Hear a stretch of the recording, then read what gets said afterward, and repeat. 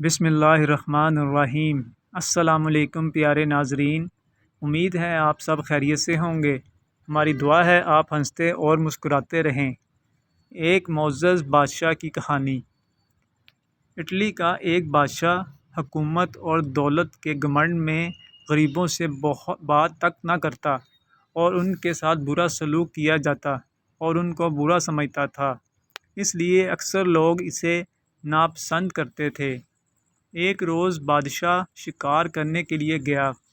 کسی جانور کا پیچھا کر رہا تھا کہ اس کا گھوڑا بے قابو ہو کر دور نکل گیا۔ تمام نوکر، سپاہی، وزیر سب بچھڑ گئے اور بادشاہ تنہا رہ گیا۔ اتنے میں ایک کسان نے بادشاہ کے گھوڑے کی رکاب پکڑ لی۔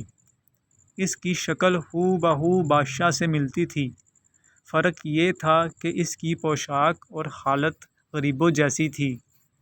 اس نے بادشاہ سے کہا کہ میں 3 دن سے حضور کی ڈیوٹی پر بھوکا پیاسا چلا آ رہا ہوں، مگر کوئی میری فریاد نہیں سنتا۔ بادشاہ غریب کو میلے کچیلے کپڑوں میں دیکھ کر یہ کہتے ہوئے آگے بڑھ گیا کہ میں ایسے لوگوں سے بات نہیں کرتا۔ غریب کسان پھر بھی اس کے پیچھے پیچھے چلتا آ رہا تھا، یہاں تک کہ بادشاہ ایک تالاب پر پہنچ کر گھوڑے سے اترا اور گھوڑے کو پانی پلانے لگا۔ اس نے تاج اور کپڑے اتار کر ایک طرف رکھے اور نہانے کے لیے تالاب میں اتر گیا۔ جب بادشاہ تالاب میں اتر چکا تو غریب کسان نے بادشاہ کے کپڑے پہن کر تاج سر پر رکھ لیا۔ بادشاہ کے گھوڑے پر سوار ہو کر وہاں سے رفو چکر ہو گیا۔ کسان بادشاہ تھوڑی ہی دور گیا تھا کہ اسے شاہی نوکر چاکر مل گئے، جنہوں نے اسے بادشاہ سمجھ کر ادب سے سلام کیا اور ان کے ساتھ شاہی محل میں چلا گیا۔ اصل بادشاہ تالاب سے نہا کر باہر نکلا تو کپڑے، تاج اور گھوڑا کچھ بھی وہاں موجود نہ تھا۔ وہ بہت گھبرایا، مگر اب کیا ہو سکتا تھا۔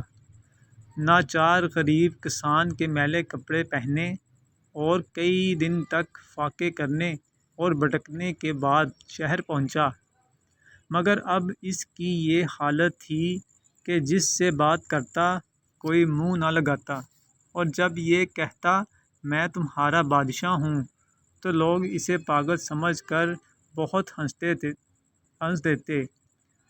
وہ 3 ہفتے اسی طرح گزر گئے۔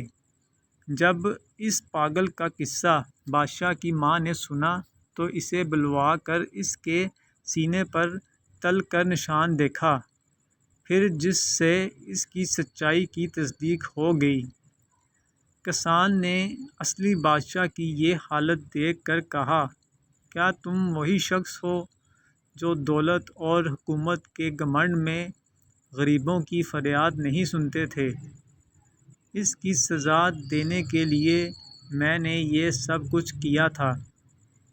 اگر تم گھمنڈ چھوڑ کر رحم و انصاف کا اقرار کرو تو میں تمہارا تاج و تخت واپس کرنے کو تیار ہوں، ورنہ ابھی قتل کا حکم بھی دے سکتا ہوں۔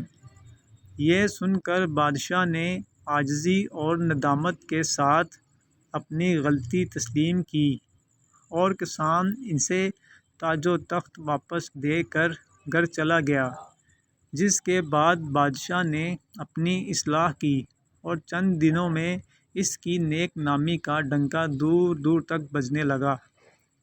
اللہ آپ کو جزائے خیر عطا فرمائے۔ کہانی سننے کا بہت بہت شکریہ۔ اللہ حافظ۔